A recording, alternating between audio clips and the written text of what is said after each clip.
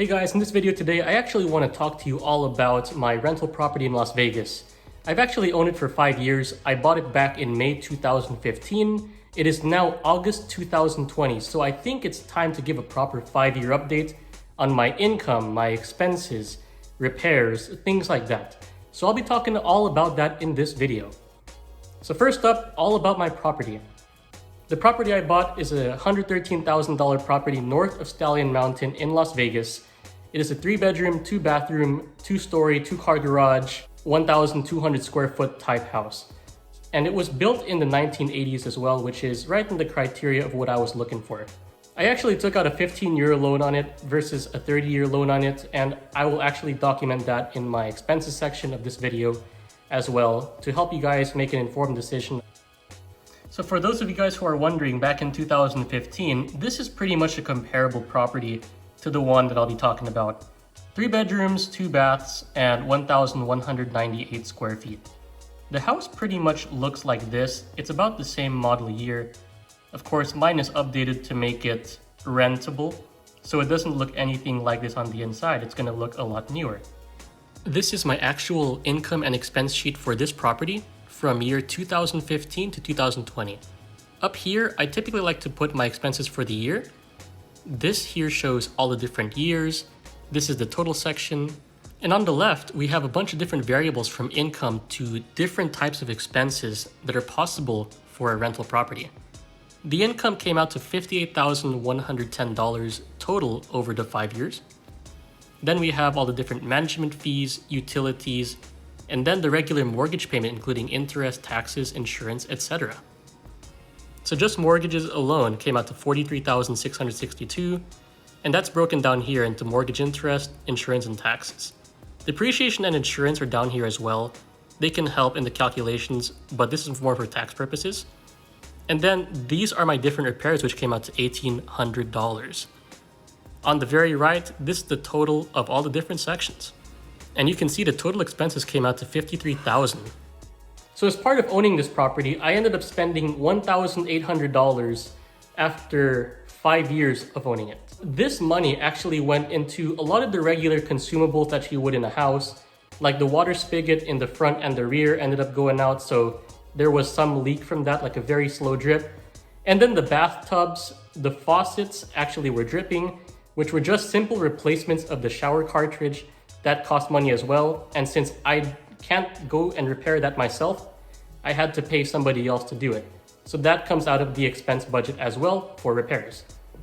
And in 2017 or 2018, I believe, the AC fan went out, so they had to replace the condenser fan motor and the capacitor, and that cost like $400 to do. So those will give you some examples of what to look for. Like the big things in any inspection report to look at would be the big 4, and that would be the foundation, the HVAC, the plumbing, and the roof. So definitely look into that so you don't get burned, because each of those things can cost up to $5,000. So factor that into your equation as well. In 2015, I paid $28,500 down to buy a $113,000 rental property, which rented for $925 a month. And the total income from that house was $58,110 over the last 5-year period. And the total expenses, including the mortgage, came out to $53,859. So after all the income and expenses, I pocketed $4,251. It doesn't sound like much, but hear me out further. My expenses are high because I took out a 15-year loan on this house. Now, if I took out a 30-year loan like I did with my recent Florida property that I purchased, I would have cash flowed $300 additional per month, which would raise my numbers by $18,000, but of course I would owe more in taxes. Now with the 15-year, I'll actually own the house outright in just 10 more years. Now, if I combine this 15-year loan along with the depreciation and the travel expenses, this property that I own in Las Vegas appears to make just $0 per year after all the tax write-offs.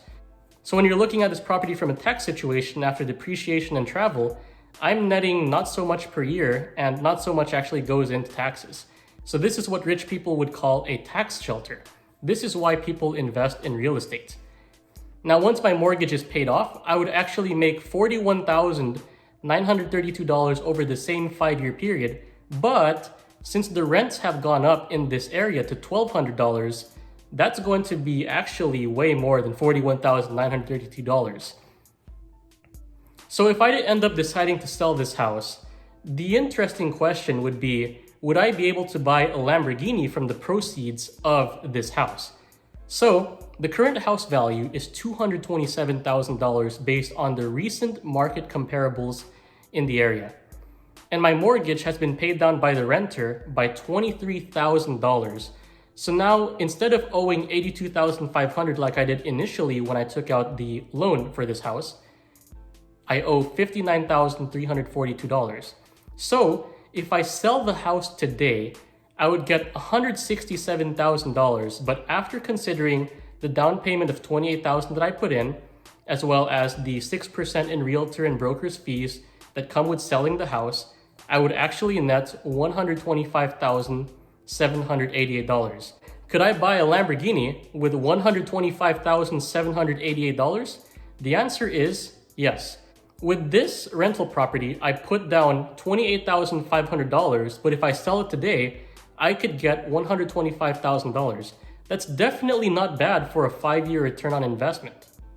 Think about this when you're investing in your property. Think of areas where it could appreciate, appreciation potential, but of course, the bottom line is think about all the expenses that come after the income.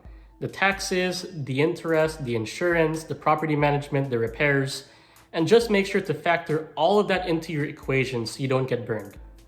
And also, based on my experience, I'd go with another 30-year loan rather than a 15-year loan. Maybe that's something that you can take onward as well. So that's pretty much it for this video. I hope this helps you guys out. That is my experience from owning this rental property for 5 years. Thank you very much for watching. Drop a like down below if this helped you out. Subscribe to the channel if you haven't already. And I hope to see you in the next video. Goodbye.